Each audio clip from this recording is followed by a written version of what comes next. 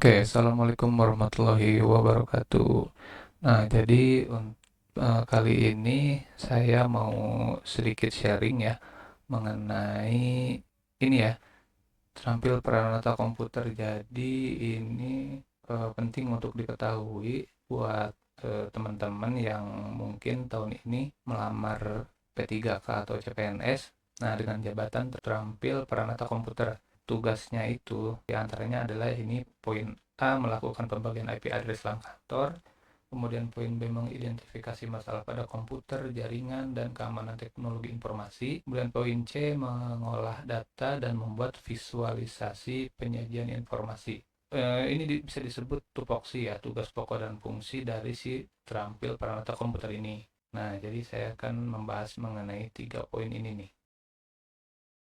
Yang pertama, melakukan pembagian IP address LAN kantor. Nah, ini sebenarnya simple ya. Ini langsung saya contohkan saja, karena untuk melakukan pembagian IP address LAN kantor ini sebenarnya ini harus langsung praktek. Silakan teman-teman buka kontrol panel. Oh ya, untuk di kontrol panel ini dia tampilan view-nya itu kadang berbeda ya. Defaultnya ada yang seperti ini, ada yang seperti ini. Nah, kalau saya mudahnya adalah pakai yang kategori. Pilih yang network internet, kemudian network and sharing center. Nah, di sini pilih yang change adapter setting. Nah, nanti kalau misalkan teman-teman mau kasih IP address secara manual, itu tinggal pilih aja di sini, klik kanan, properties, kemudian pilih yang internet protocol version 4 TCP/IP ya, yang ini. Kalian klik, bisa di double klik atau bisa diklik kemudian klik properties. Nah, nanti akan keluar seperti ini ya. Nah, ini salah satu contoh penerapan IP statik. Jadi untuk alamat IP ini itu menyesuaikan dari kantornya ya. Kalau misalkan di kantor tersebut menggunakan segmen misalkan taruhlah kelas C ya, yang umumnya untuk LAN kantor itu misalkan 192.168 misalkan 1 titik. Nah, untuk pengelolaan ini harus kalian ketahui bahwa jangan sampai untuk yang nomor di akhir ini itu ada yang sama ya, karena bisa menyebabkan IP konflik. Nah, nanti menyesuaikan saja untuk IP address yang ujung ini ya. Misalkan di kantor tersebut sudah dipasang IP sampai misalkan 10 ya, berarti kita lanjut aja 11 biar ngurut ya. Kemudian untuk subnet mas ini 255.255.255.0. Kemudian default gateway ini mengikuti yang atas ya, 192.168.1 titik, biasanya untuk gateway itu 1 ya. Induknya entah itu ke modem mungkin atau router ya, kalau memang di kantor tersebut ada router. Nah, kemudian untuk DNS, ada yang menggunakan DNS pakai yang gateway, ada juga yang bisa memakai DNS Google ya. DNS Google itu ini nih, 8888 kayak gitu, atau enggak 8844, itu sama. Itu DNS Google juga. Kemudian klik OK ya. Nah, nanti kalau sudah diklik OK, nanti di sini itu ada tulisan biasa umumnya ya, umumnya. Di sini ada tulisan network. Nah, nanti kalau misalkan sudah, silahkan tes. Misalkan kalian buka detik. Nah, kalau misalkan sudah bisa internet, berarti ya udah nggak perlu ada setting tambahan. Tapi kalau misalkan ada yang mengharuskan untuk memakai proxy untuk keamanan ya. Nah, untuk settingnya itu gampang ya. Kalau ini saya pakainya itu kan Opera ya. Sebenarnya pada umumnya sama. Kita masuk ke setting, menu setting. Kemudian di kolom pencariannya ketik aja proxy. Nah, nanti klik di sini atau di sini bisa. Nah, nanti akan diarahkan ke settingan proxy. Langsung saja di sini di manual proxy setup. Klik setup, di on kan, kemudian isi proxy-nya, kemudian portnya juga. Nah, sebisa mungkin ini dicek ya. Jadi kalau di pemerintahan itu biasanya ada web-web yang sifatnya lokal. Jadi kalau misalkan kita ini checklist, nah dia nggak akan melewati si proxy ini dulu. Jadi nggak bakal muter lah langsung gitu. Misalkan kalian buka web lokal di kantor kalian, nah itu prosesnya itu biasanya lebih cepat. Kemudian di-save, dicoba kembali di tes internetnya, kalau sudah bisa, sudah berarti aman ya. Oke, kemudian kita masuk ke pembahasan yang kedua, yang poin B ya. Kita masuk ke pembahasan yang poin B, yaitu mengidentifikasi masalah pada komputer, jaringan, dan keamanan teknologi informasi. Oke, nah untuk poin B ini sebenarnya nggak jauh dari software dan hardware ya. Kita sebagai IT support bisa mengatasi atau mengidentifikasi masalah pada komputer. Contoh salah satunya adalah misalkan ada salah satu komputer di kantor kita, misalkan bermasalah, misalkan nge-restart terus nih. Ini yang perlu kita identifikasi. Kita matikan terlebih dahulu si komputernya. Kalau misalkan sudah benar-benar sudah mati, pastikan sumber listrik atau sumber arus utama itu dicabut semua. Jika sudah, silakan teman-teman buka atau bongkar komputernya. Nah, biasanya ya, kalau misalkan nanti teman-teman sudah bongkar, itu yang paling utama harus kita cek adalah yang pertama RAM, hard disk, kemudian power supply, sama satu lagi prosesor atau heatsink ya. Nah, untuk permasalahan yang tadi yang saya sebutkan, dia restart terus.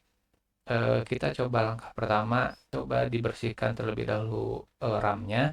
Kita buka, jika sudah dipasang kembali, kemudian coba tes. Kalau misalkan masih masih sama, kita coba langkah kedua yang harus dilakukan adalah dicoba buka si prosesornya. Nah, ini ada kemungkinan si prosesornya ini mengalami overheat, jadi panas berlebih. Nah, bisa jadi heatsinknya itu atau cooler, entah itu mungkin longgar, jadi si heatsink itu tidak maksimal ya untuk mendinginkan si prosesor. Atau juga mungkin dari prosesornya itu dia kan ada apa ya, ada pasta biasanya di atas prosesor itu.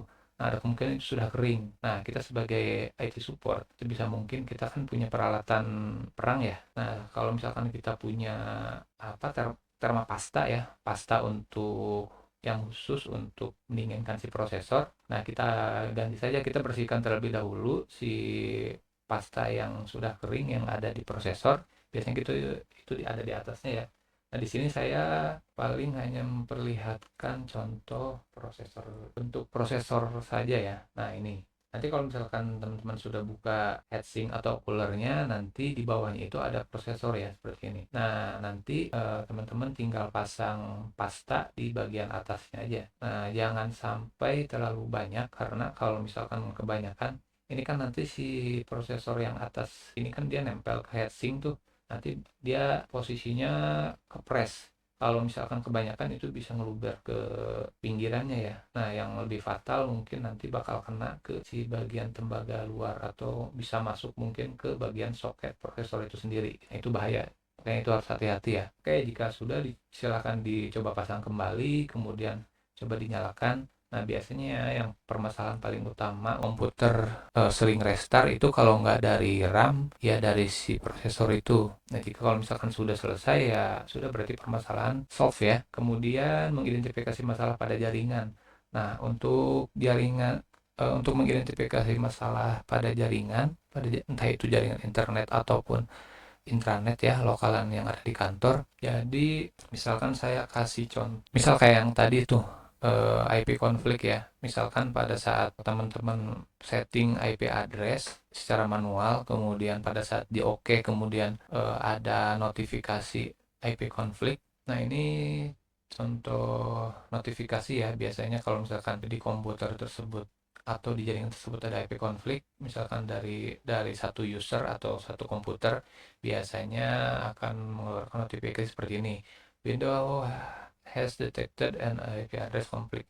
Nah, berarti ini menandakan ada IP address yang sama dalam satu jaringan LAN atau dalam satu jaringan lokal ya. Langkah yang pertama ya mau nggak mau, karena di sini kita pembagian IP addressnya itu manual atau statik, ya mau nggak mau kita harus cek satu-satu kayak gitu. Jadi kalau misalkan ada 10 komputer, ya kita cek 10-10-nya kayak gitu ya. Kita cek kalau misalkan sudah menemukan ternyata, oh ini yang komputer 1 dan komputer nomor 8 misalkan IP-nya sama.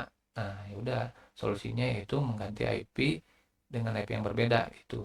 atau juga misalkan internet tiba-tiba ngedrop atau kadang bisa kadang enggak gitu. Jadi intinya itu intermittent lah bahasa ininya ya, intinya. Nah ini sebenarnya memakan waktu yang lumayan lama karena kita harus menemukan sumber masalah dari permasalahan internet intermittent ini atau bahkan sama sekali internet tidak bisa. Nah, ini biasanya kemungkinan pertama itu looping. Nah, looping ini kalau secara apa namanya? Secara visual di hardware-nya itu jadi ada satu kabel jaringan yang nyolok ke port LAN atau ke switch itu sendiri. Misalkan di port 2 ini nyolok kabel. Nah, kemudian setelah kita telusuri, kita cek ternyata dia nyolok ke kabel atau ke port yang nomor 5. Artinya dia nyolok ke sini ya. Dia nggak nyolok kemana-mana. Nah, ini yang menyebabkan jaringan internet di sana atau di kantor kita itu looping ya. Itu salah satu contoh case untuk mengidentifikasi masalah pada jaringan. Nah, untuk keamanan teknologi informasi ini lebih kepada contoh contoh contohnya kayak yang tadi ya, yang proxy. Proxy. Jadi pada saat kita mau internetan, ternyata nggak bisa. Oh, ini harus dipasang proxy misalkan. Karena memang di sana diharuskan pasang proxy ya kita setting proxy kayak gitu. Nah, paling kalau misalkan kayak kalau ada permasalahan pada saat kita sudah setting proxy tapi internet tidak bisa juga, nah berarti kan kita punya yang namanya server proxy ya. Kita sebagai IT support, yang pertama yang harus kita cek adalah di server proxy itu sendiri ya. Settingannya apakah sudah sesuai atau mungkin ada yang ngotak-ngatik jadi menyebabkan kendala pada jaringan internet ya. Itu contohnya kalau untuk yang keamanan teknologi informasi seperti itu. Oke, untuk pembahasan yang B ya kurang lebih seperti itu ya. Ini sebenarnya banyak ya, kompleks ini untuk masalah ini karena kalau IT itu lumayan luas.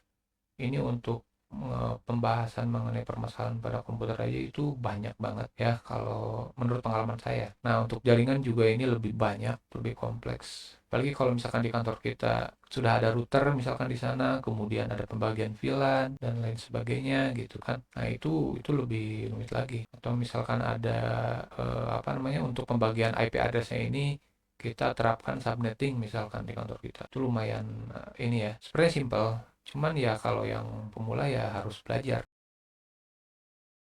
Oke, kita masuk ke yang poin C, mengolah data dan membuat visualisasi penyajian informasi. Nah, kalau untuk mengolah data ya tugas kita sebagai IT support ya paling misalkan kita collect data ya. Sebisa mungkin misalkan kita menyimpan data sesuai dengan porsinya atau sesuai dengan misalkan kayak contoh kayak gini lah, kita simpen file di mana kemudian ya serapi mungkin lah untuk pengelolaan datanya kayak gitu. Nah, dan misalkan di sini dan membuat visualisasi penyajian informasi. Nah, ini bisa jadi misalkan kita menerima data dari atasan misalkan. Ini yuk minta tolong dong di data ini dimasukkan dalam bentuk misalkan visualisasi penyajian informasi. Nah, dalam hal ini misalkan kita perlu aplikasi namanya misalkan Microsoft Excel atau PowerPoint mungkin seperti itu ya untuk pengelolaan datanya. Jadi ini lebih ke software sih kalau untuk tugas ini pengolahan data dan membuat visualisasi penyajian informasi ya paling nanti bakal bergelut di Microsoft Office. Kalau nggak Microsoft Office ya software-software yang pengolahan data lainnya kayak gitu. Itu saja paling ya untuk penjelasan mengenai tugas dari terampil peranata komputer. Kurang lebih itu ya. Ini menurut pengalaman saya pribadi. Oke, itu saja. Kalau misalkan ada yang mau ditanyakan silahkan tulis di kolom komentar. Kalau ada yang belum jelas silahkan ya. Oke, itu saja. Terima kasih sudah menonton. Sampai jumpa di video berikutnya ya. Assalamualaikum warahmatullahi wabarakatuh.